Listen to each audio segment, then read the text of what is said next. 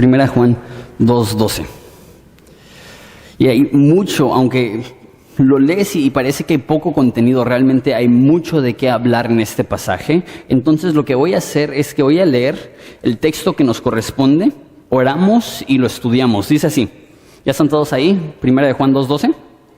Dice, os escribo a vosotros, hijitos, porque vuestros pecados han sido perdonados por su nombre.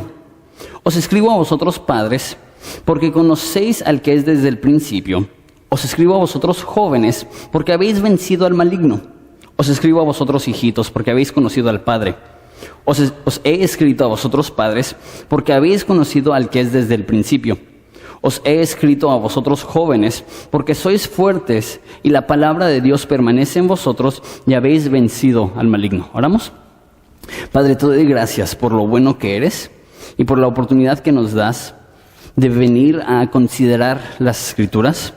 Padre, te doy gracias que no nos has dejado huérfanos, nos has enviado el Espíritu Santo. Y una de las funciones del Espíritu Santo que llevamos dentro es que nos recordarás todas las cosas que tú nos has enseñado.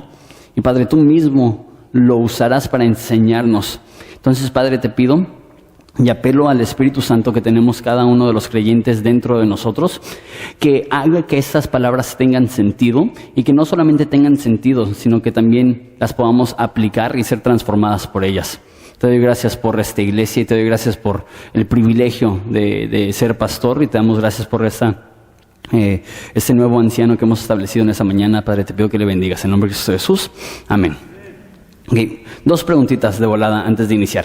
¿Cuántos todavía tienen un abuelo con vida? No tanto abuela, quiero hablar un poquito más de abuelo. ¿Cuántos de ustedes tienen mínimo uno de sus 2 abuelos todavía con vida? Levanten la mano. Ok, bastantes. Los de atrás, casi nadie levantó la mano. ¿Casi nadie tiene abuelo vivo o nada más como que vieron que levantaron las manos ahí? Los de atrás, ¿cuántos tienen abuelos todavía con vida? Levanten la mano. Okay. 5 personas. Al parecer los mayores se sientan atrás, los jóvenes enfrente. ¿Cuántos, a lo mejor no es que tengan abuelos con vida, ¿cuántos aquí son abuelos? Levanten la mano. Mi padre, muchos abuelos. ¿Y abuelos hombres? Okay. Entonces, es muy padre porque yo no tengo abuelos con vida. Es más, no tengo ni abuelitos ni abuelitas, pero nunca tuve abuelos hombres y es muy raro. Les comento rápidamente para que sepan un poquito de mi trasfondo y por qué esto es tan importante, este contexto. Mi papá tuvo, más bien, el abuelo mío, por parte de mi papá, murió cuando mi papá tenía 4 años. Y toda su vida mi papá pensaba que era por una cirrosis, porque mi abuelo, por parte de mi papá, era borracho, era de sangre irlandesa y de descendencia muy borracha. Entonces fue muy borracho y pensaba que le habían dado una cirrosis, eso es lo que le habían dicho a mi papá. Y mi papá se enteró hace unos 10 años que no solamente era borracho, sino que también batallaba con depresión y se suicidó. Mi abuelo, por parte de mi papá, cuando mi papá tenía 4 años, súper traumante, imagínate, para mi papá. Y del lado de mi mamá, la situación no es mucho mejor, para que me hayan entendido bien. Mi abuelo, por parte de mi mamá, abandonó a mi abuelita con 6 niños y no se supo nada de él hasta que se supo en Reynosa que estuvo involucrado con el narcotráfico y lo mataron, según lo que he escuchado. Entonces, esa es la historia de mis abuelos, que no necesariamente son las personas ejemplares, pero le doy gracias a Dios por mi papá, que decidió ser un eslabón en una nueva cadena, por decirlo así, y cambiar el patrón de sus antepasados o de sus parientes y decirle no a las adicciones toda su vida y ser un papá excelente. Igual mi mamá, que tuvo una juventud hiper difícil, a su mediana edad conoció a Jesús a los 20 y tantos de años y desde que conoció a Jesús Dios ha usado a mi mamá grandemente. Pero comento esto porque no tengo yo abuelos y nunca he tenido una experiencia con abuelos hombres. Pero por primera vez en mi vida estoy viendo eso a través de mi papá y el trato que él tiene de Juanito, mi hijo. Y también lo he visto a través del trato que mi papá tiene de mis sobrinitos. Tengo un sobrino de 12 años un sobrino de 8 y una sobrina de 10 que viven en Querétaro con mi hermana mayor, no Debbie, otra hermana, porque luego a cada rato le dicen a Debbie, oye, no sabía que tenías 3 hijos, y Debbie, no tengo hijos, no estoy casada, pero es otra hermana, Angélica, que vive en Querétaro.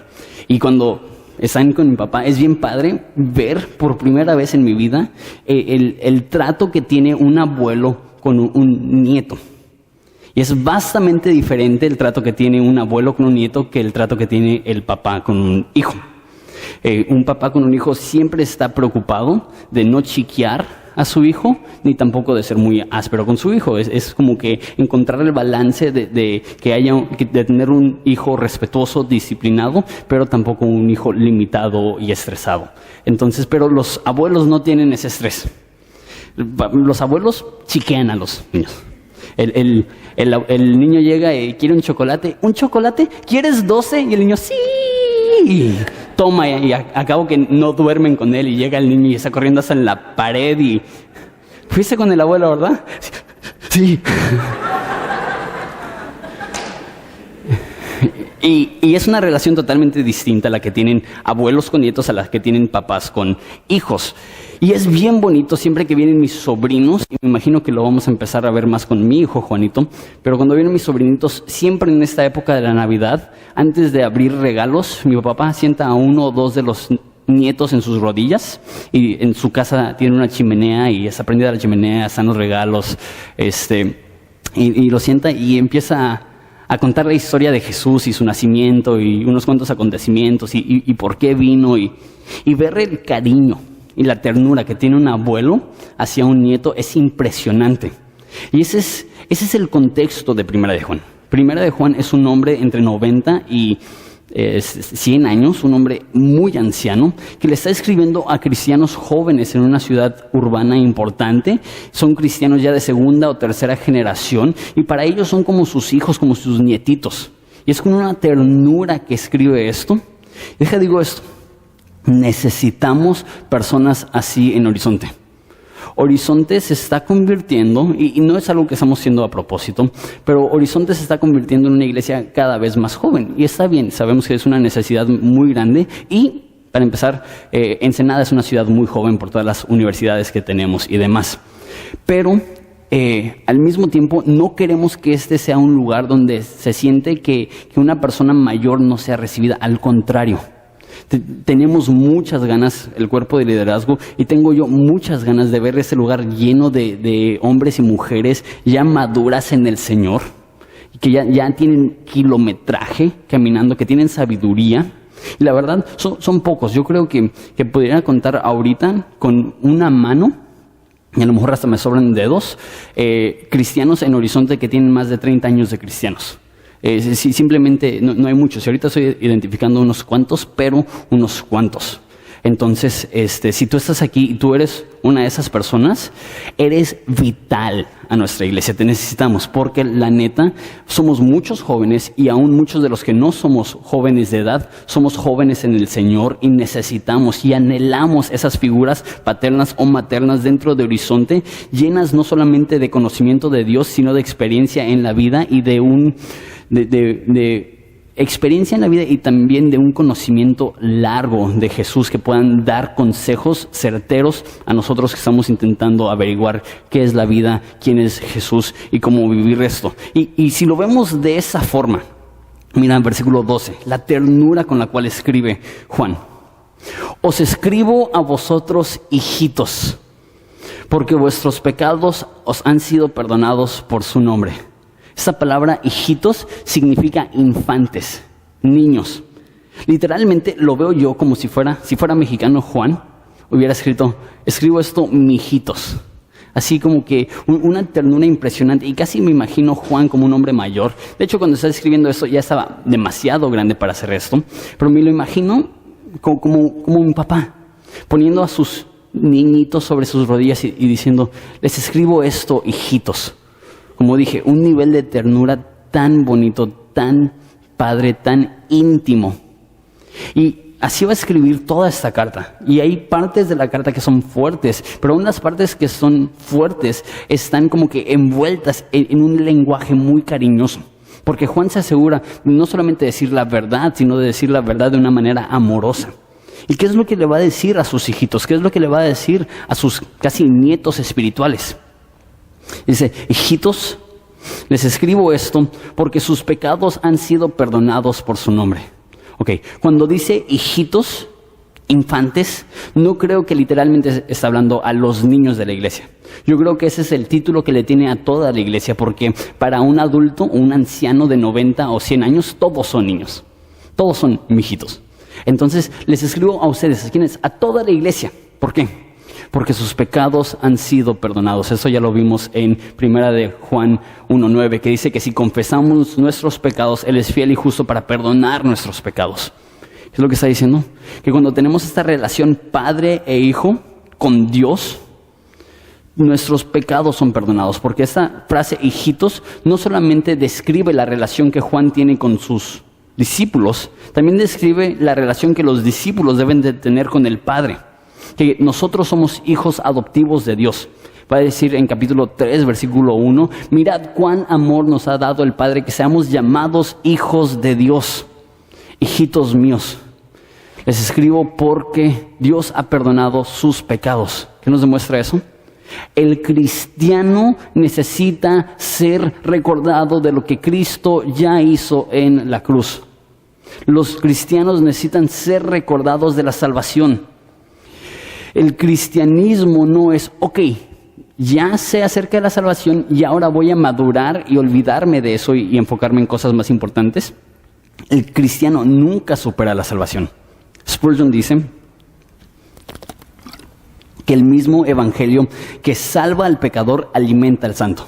El mismo, y por eso en Horizonte es mi meta, y no cumplo esa meta perfectamente. Mi meta es dar un mensaje de 1000 formas. Mi meta es que siempre sea la cruz de Cristo, mi meta es que siempre sea la crucifixión de Cristo, mi meta es que siempre sea la resurrección de Cristo, mi meta es que todo sermón sea cómo tener vida en Cristo, cómo ser perdonado por Cristo.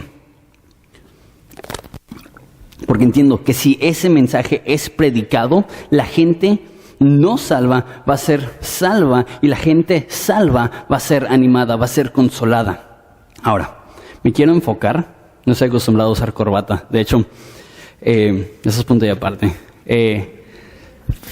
No sé, siempre me siento bien incómodo cuando algo me toca el cuello porque estoy acostumbrado a camisetas Vs o camisas abiertas. Entonces ponerme corbatas como que... por eso estoy tomando agua porque siento mi garganta toda cerrada. Pero está bien. Sabía que iba a hablar de los abuelitos y me quería vestir como un abuelo. Entonces, ¿por qué no? Los amo. Vuestros pecados han sido perdonados por su nombre. Voy a pasar mínimo 10 o 15 minutos aquí. Me voy a estacionar un buen tiempo y tú vas a pensar, Jonathan, ¿qué tiene que ver esto con 1 de Juan 2:12?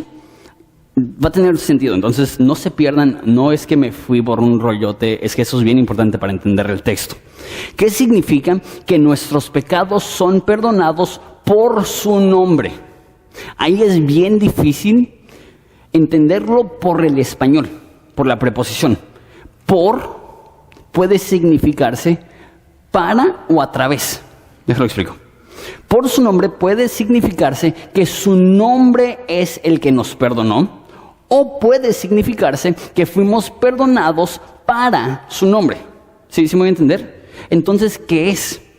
Y normalmente leemos, somos perdonados por su nombre y creemos que lo que está diciendo aquí es que su nombre fue el agente de perdón.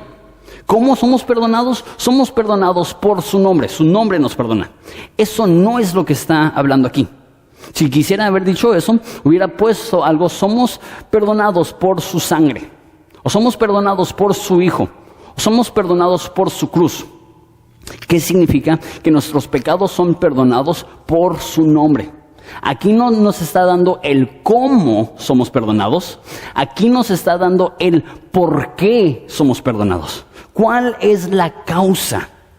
Y esa es una respuesta importantísima. Es más, yo te diría que esto es cósmico, esto es global, esto es importantísimo.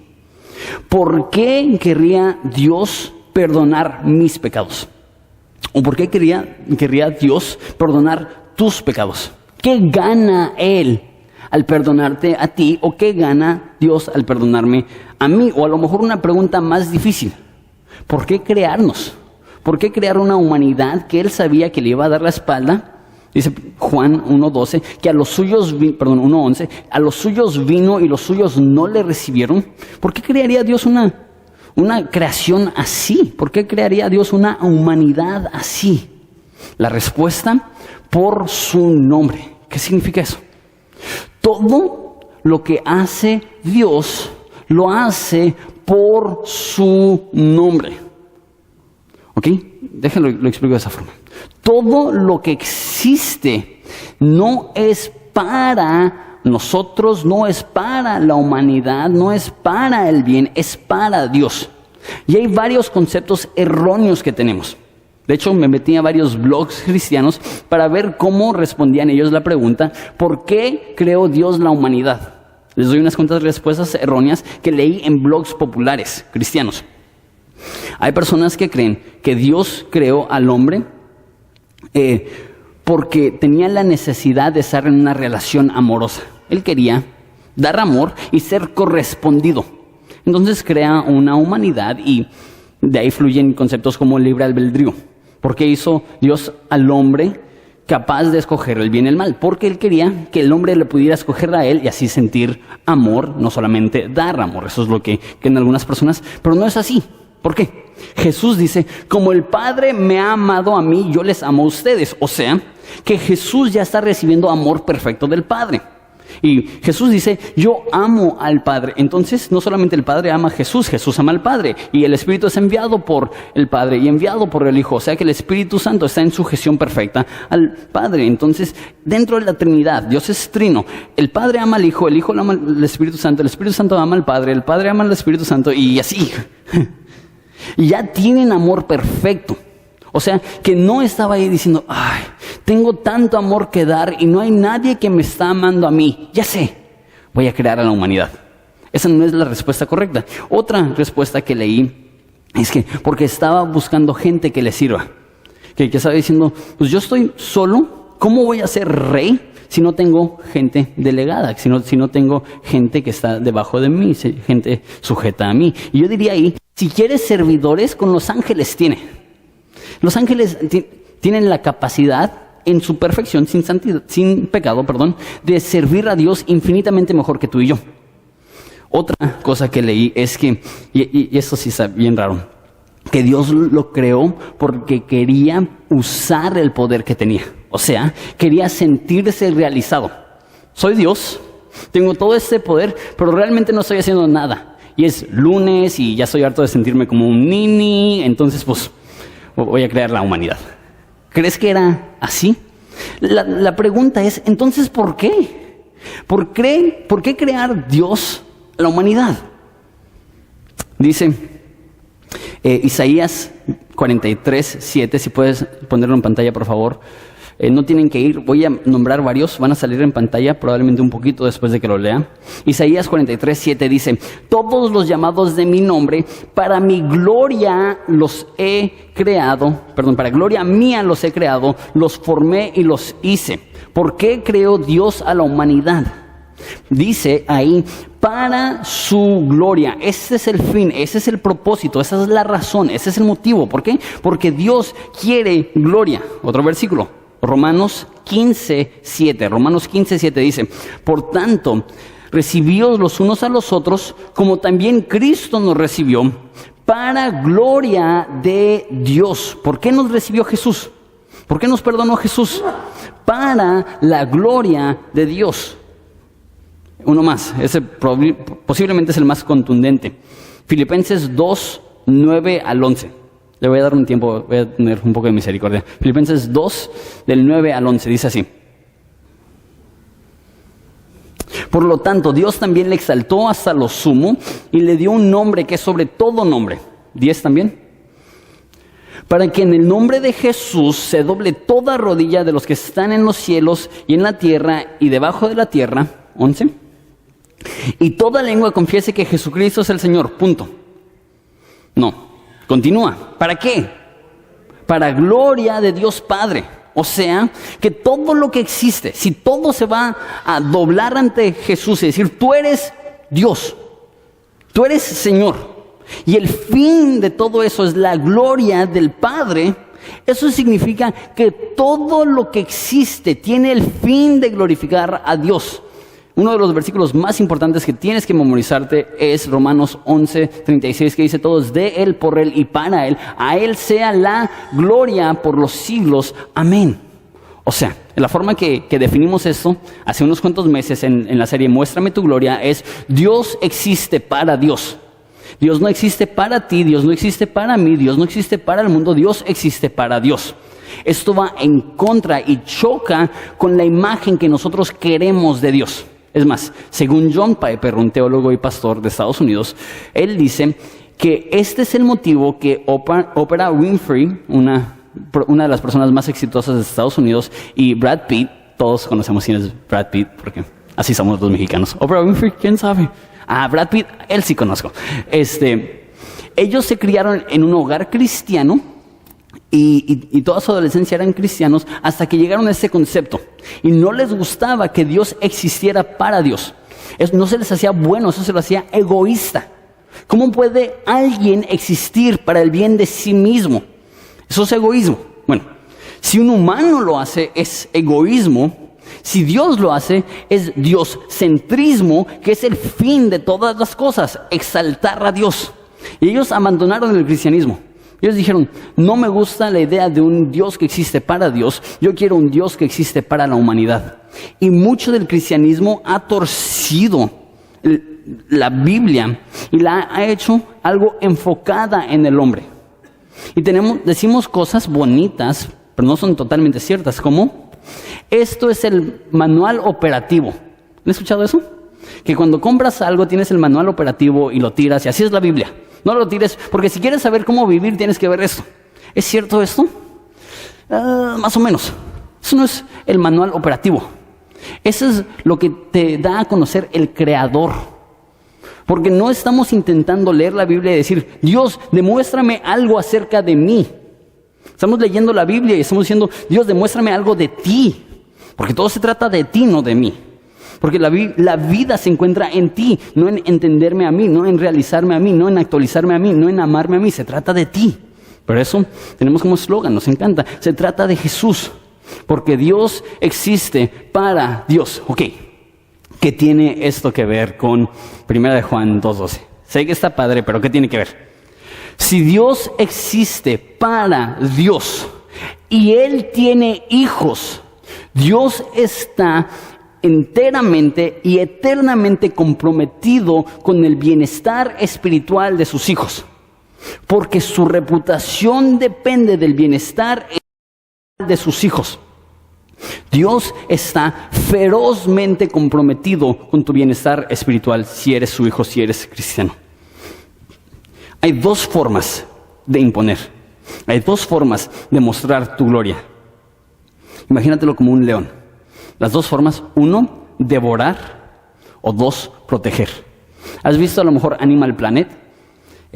O algún documental o algo en el cual ves un león que está correteando a un antílope y lo alcanza y lo devora y tú dices, wow. Si yo me topo un león me muero. Porque ves cómo devora y ves la gloria del león. Pero ¿qué tal ver a un león protegiendo a sus cachorros? Y que llegue alguien y se acerque y ese rugir de aléjate o te devoro. ¿Por qué? Si está correteando a un antílope y hay algo que le es una amenaza, pues deja de correr. Al cabo no se va a morir de hambre. Pero si algo llega a atacar a su manada, ese león está dispuesto a morir por el bienestar de la manada. Así también la gloria de Dios se revela no solamente porque Dios puede destruir, la gloria de Dios se revela porque Dios puede proteger. Por eso dice en el mismo pasaje en Juan, cuando dice que el enemigo ha venido para robar, matar y destruir, y él dice, los que tengo en mi mano nadie me los quita. Esa es la forma que Dios manifiesta su gloria, la protección de sus hijos. No sé si has leído las Crónicas de Narnia por C.S. Lewis, pero hay una cita increíble. Todo es una imagen de la Biblia, todo es una imagen de Jesús. Aslan es una imagen de Jesús. Y los niños, si viste la película también, los niños no saben quién es Aslan. Y le preguntan a uno de los castores, no sé si se acuerdan de la película, dicen, ¿cómo es Aslan? Y dicen, es un león. En ese momento, ¿y qué tipo de león es? No es un león dócil. Y dice el libro que en ese momento sus caras se ponen pálidas. Dicen, no es dócil, pero es bueno. Y eso es Dios. Dios no es dócil, pero es bueno. Dios está ferozmente invertido en el bienestar de sus hijos, como un león está invertido en el bienestar de su manada, porque su gloria se manifiesta más claramente cuando aquellos que Él salva, Él protege. De repente decimos, ok, no tengo que ser yo el superhéroe, no tengo que ser yo el centro, no tengo que ser yo el enfoque. Yo estoy contento siendo el infante, yo estoy contento siendo el niñito, yo estoy contento siendo el cachorrito, sabiendo que Dios se lleva toda la gloria al rugir y saber, nadie se puede meter conmigo, Dios está conmigo. Si Dios por nosotros, ¿quién contra nosotros? Así se glorifica a Jesús. Ok, eso es el primer versículo. Ok, os escribo a ustedes, hijitos, porque sus pecados han sido perdonados por su nombre. ¿Cuál es la causa? Su gloria. Un versículo más, nada más porque me lo brinqué sin querer.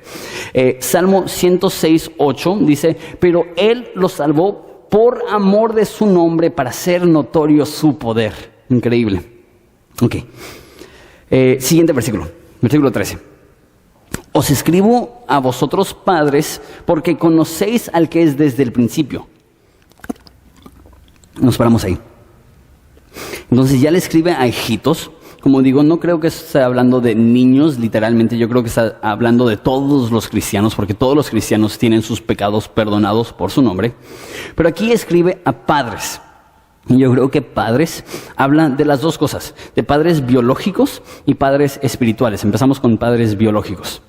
Dice que los padres tienen una oportunidad de conocer a Dios, de conocer al que es desde el principio. Y esto es cierto. Muchas cosas acerca del Evangelio no van a tener sentido en tu vida hasta que tienes hijos propios. Y no vas a entender tanto el amor de Dios por ti hasta que tienes hijos propios. Y no estoy diciendo que necesitas tener hijos propios para poder entender el amor de Dios, pero cuando tienes hijos propios, profundiza. Y todos los que tienen padres entienden esto.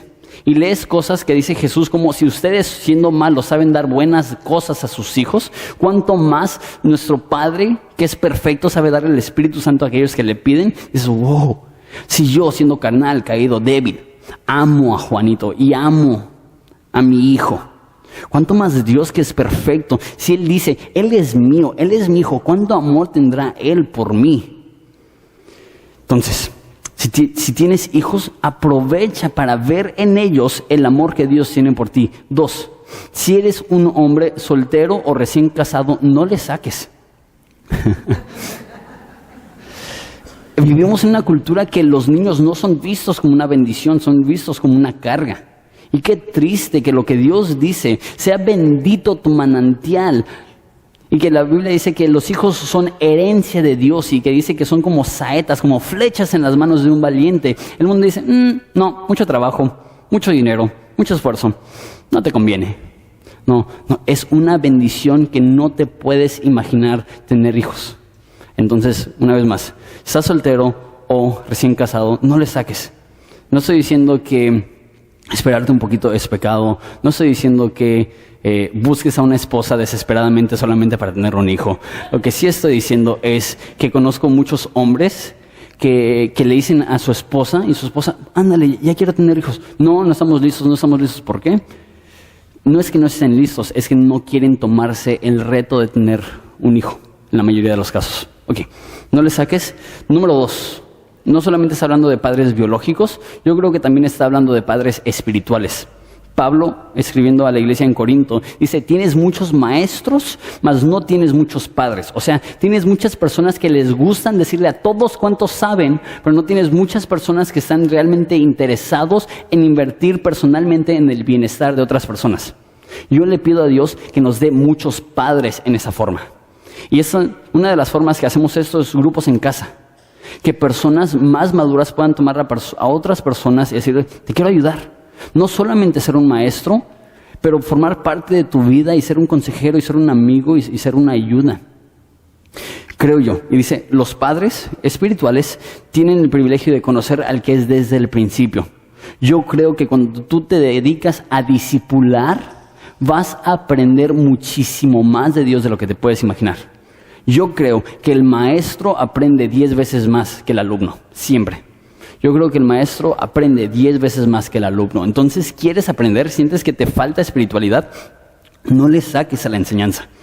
No seas orgulloso y presentes la enseñanza como si ya lo sé todo. Puedes decir, ¿sabes qué? No tengo idea de lo que estoy haciendo, pero quiero crecer, quiero conocer a Dios y por eso quiero enseñar la Biblia y por eso quiero abrir un grupo en casa y por eso quiero involucrarme en discipular a otras personas, porque los padres espirituales también tienen el privilegio de conocer al que es desde el principio. Ok, siguiente frase, todavía versículo 13. Os escribo a vosotros jóvenes porque habéis vencido al maligno.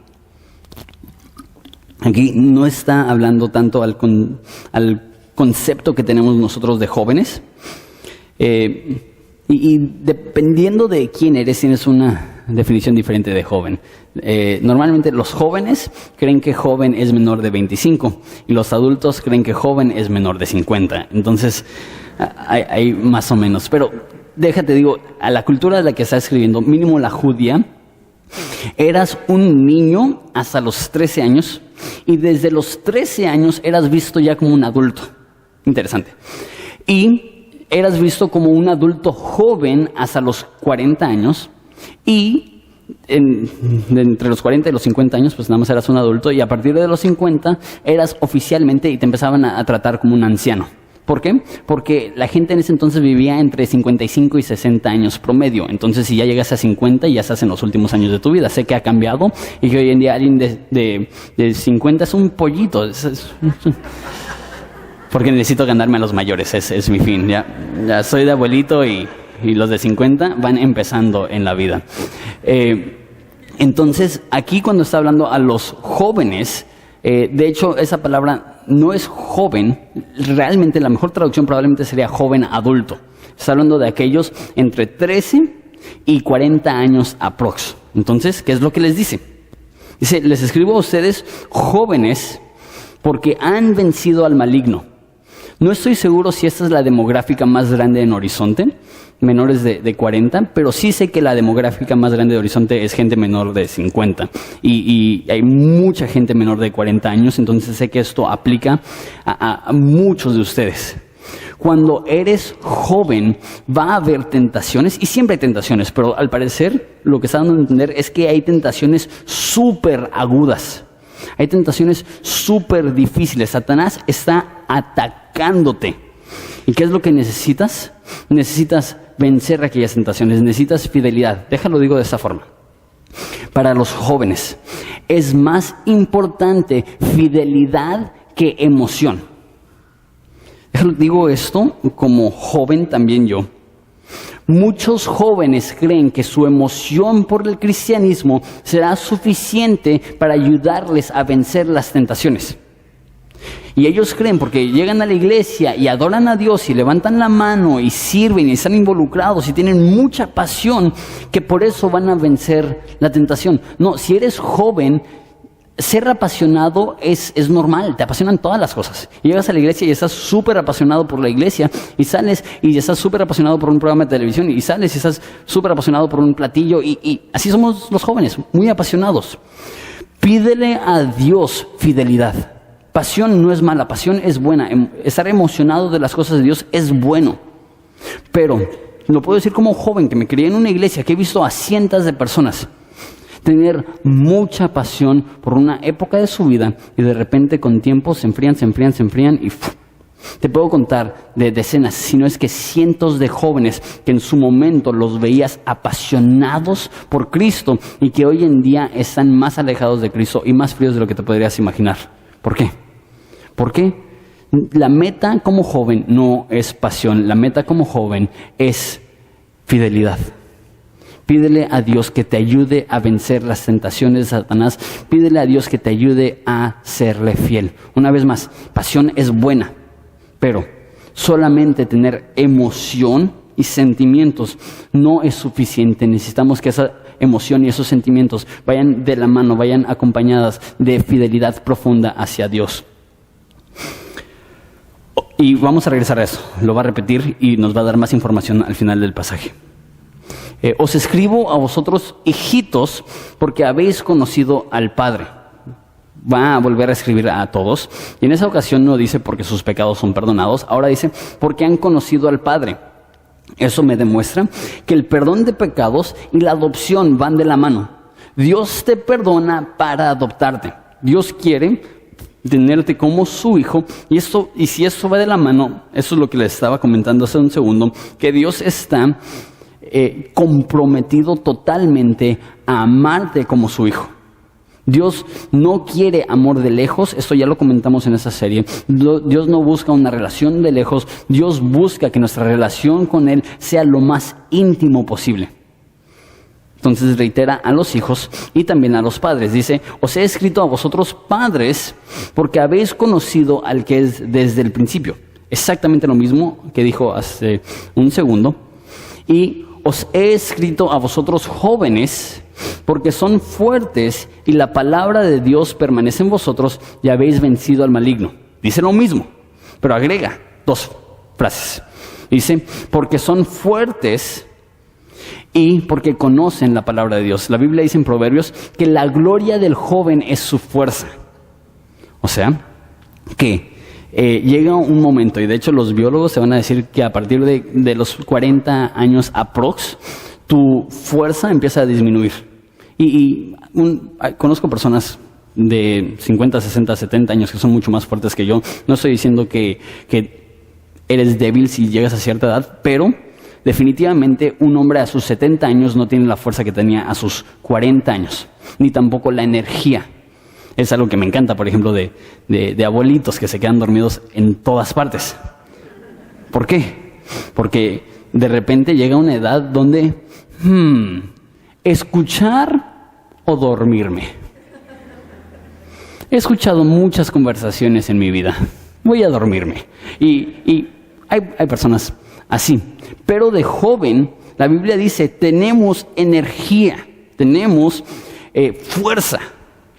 Pero, como acabo de decir hace un segundo, no es suficiente solamente tener fuerza. No es suficiente solamente ser apasionado. Un terrorista es apasionado. Una persona comprometida a la anarquía es apasionado. ¿Qué es lo que necesitamos? Utilizar nuestra fuerza. ¿Para qué? Para conocer la palabra de Dios. ¿Sí ves eso?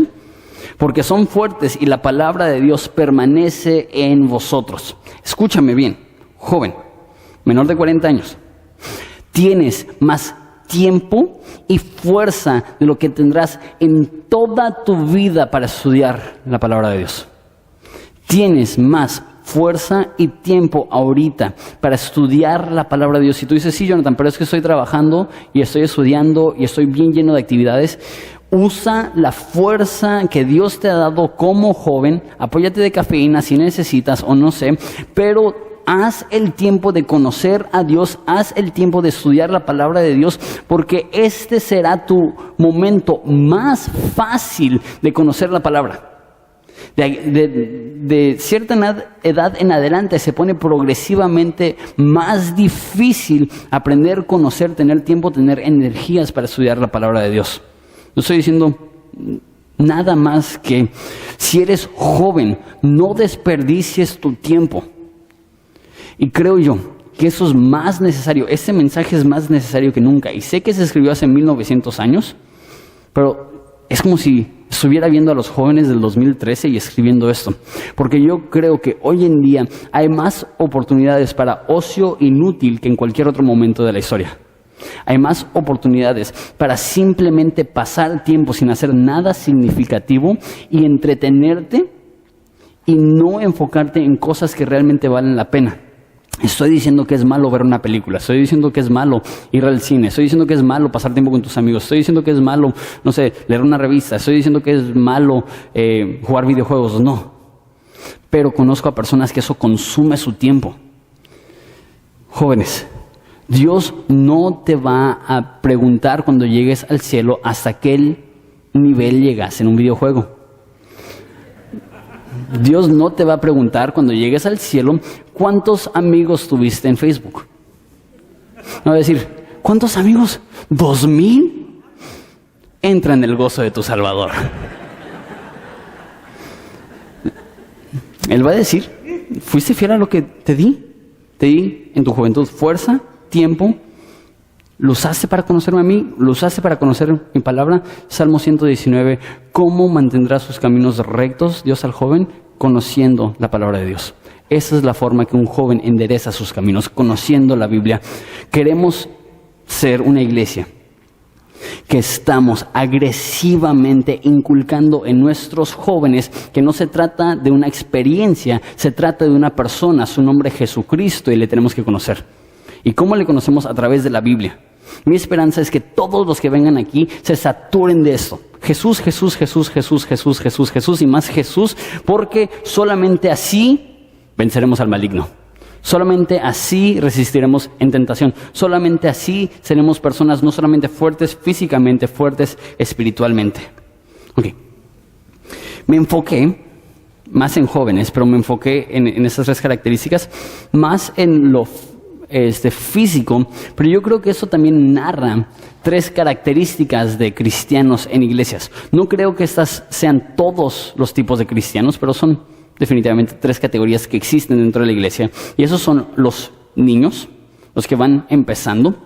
Esto es los jóvenes, los que están madurando. Y esos los padres, los que ya han llegado a un lugar donde son capaces de estar discipulando, de estar enseñando, de estar usando sus dones, talentos y conocimiento para ayudar a los demás. No es malo que vayas empezando. A mí me encanta que en Horizonte seamos una iglesia donde muchas personas conocen a Jesús por primera vez. Y me encanta a veces que digo, abran sus Biblias y veo a las personas que nada más buscan y buscan y buscan y le hacen así y así y ya por fin van a la tabla de contenidos, al índice y dicen, ok, ahí está. Y me encanta eso. ¿Por qué? Porque demuestra que están conociendo a Jesús, que están empezando. Ahora, eso es bueno si son nuevos cristianos. Pero si ya tienes 20 años y sigues yendo al índice para encontrar Juan, es como, mi hijo tiene 1 año y 4 meses. Si yo veo a Juanito con, no sé, un chupón y comida en la frente y sucio y sin poder hablar ni caminar, digo, tiene 1 año y 4 meses. Pero si Juanito se ve así a los 27 años, ¿qué te pasó? Igual, si tú vas empezando en el cristianismo y estás batallando, gloria a Dios, estás tomando tus primeros pasos. Y cuando nuestros hijos toman sus primeros pasos, ¿cómo los celebramos? Pero hay una siguiente etapa, que esos son los cristianos que están madurando. Y es chistoso. En los cristianos que están empezando dice, has conocido al Padre, tus pecados han sido perdonados. Porque eso realmente para un cristiano que va empezando es como que sí, soy perdonado y Dios es mi Padre. Y a los jóvenes, a los que ya están madurando, has vencido al maligno.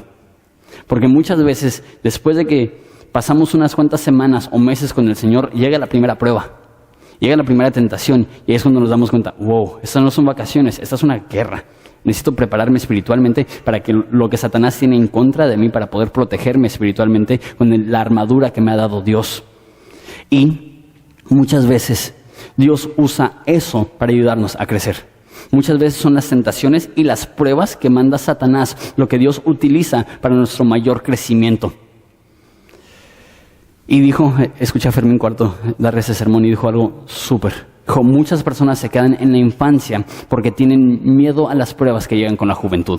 Hablando de ese texto. Así como le dije a los jóvenes, no les saquen a ser papás, yo le diría a los nuevos cristianos, no les saquen a entrar al fuego, porque el fuego es difícil, doloroso, pero el fuego purifica. Y tercera etapa son aquellos que son maduros.